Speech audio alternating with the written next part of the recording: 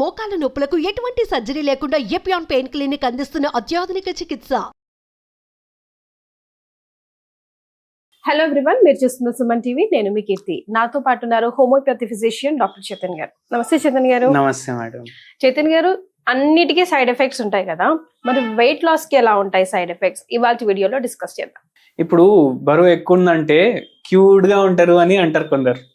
అరే బబ్లీ చెబ్బి ఉంటారు, నువ్వు వెయిట్ గెయిన్ చేస్తే భలే క్యూట్ ఉంటావు రా అనేసి అంటారు కొందరు వేరే వాళ్ళకి.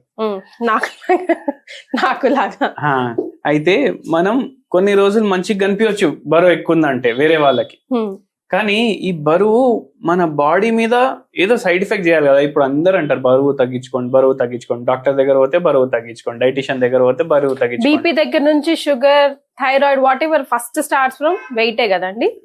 అవును, ఇప్పుడు సింపుల్ మనం చిన్న విషయం నుంచి పెద్ద విషయం వరకు చూద్దాం ఏమేమైతుంది వెయిట్ ఎక్కువ ఉండడం వల్ల.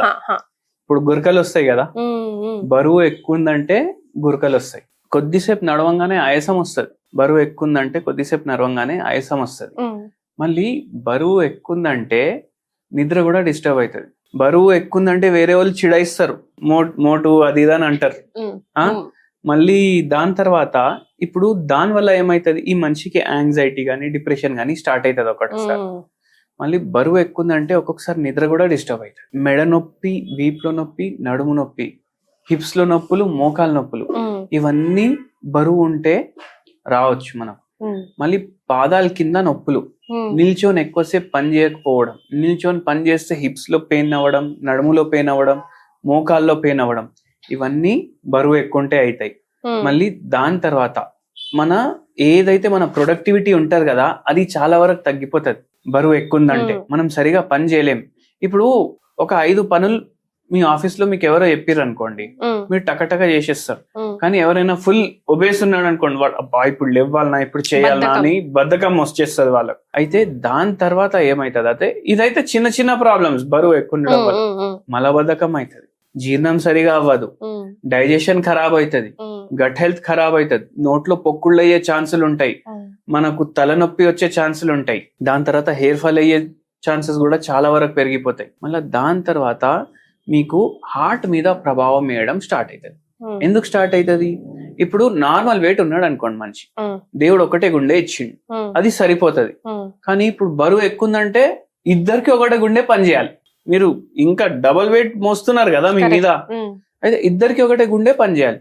ఇప్పుడు బండి మీద పోతున్నారు, ట్రిపుల్ రైడింగ్ పోతే ఇంజన్ ఖరాబ్ అవుతుంది, అట్లనే ఇది కూడా.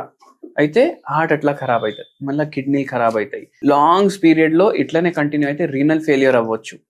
మళ్ళీ దాని తర్వాత మన రక్తనాళాలు ఉంటాయి కదా, దాంట్లో కూడా కొలెస్ట్రాల్ పెరిగే ఛాన్సులు ఉంటాయి.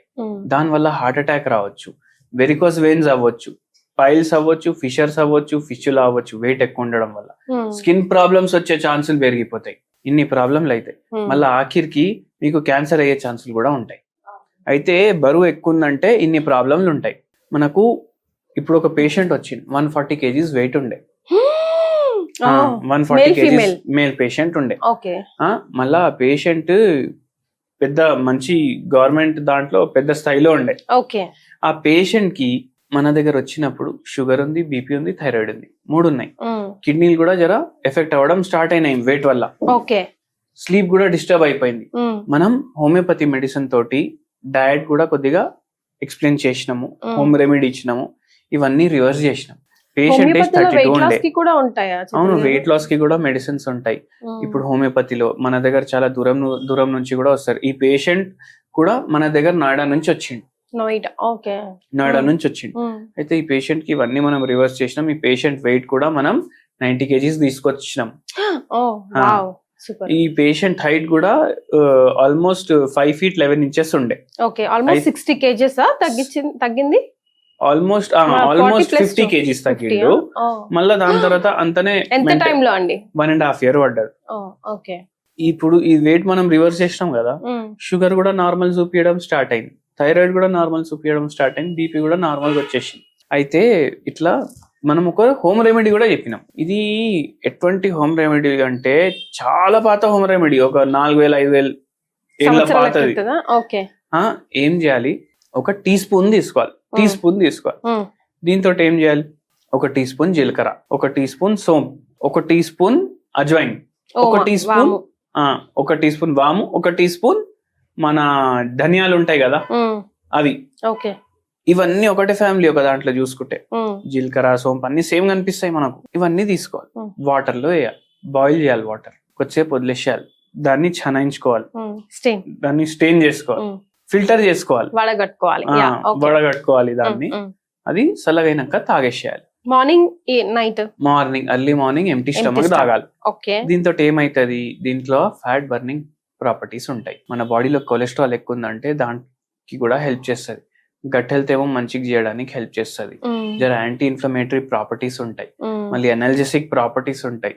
ఇప్పుడు కొందరికి వెయిట్ ఎక్కువ ఉంది, అరే నడు రాబోయే రోజు ఆధా గంట అంటే వాళ్ళు ఏమంటారు, అరే నాకు నొప్పులు వేస్తున్నాయి మోకాలు నడుస్తే, ఎట్లా అయితే వాళ్ళకు కూడా పనిచేస్తుంది. సో చాలా హెల్త్ బెనిఫిట్స్ ఉంటాయి. ఇంకా ఇది ఆయుర్వేదంలో ఎన్నో ఏండ్ల బ్యాక్ రాసి ఉంది ఇది. అయితే మీరు అందరు వాడండి, మంచిగా మీకు దేవుని దయతోటి మంచిగా ఉంటది కొద్దిగా.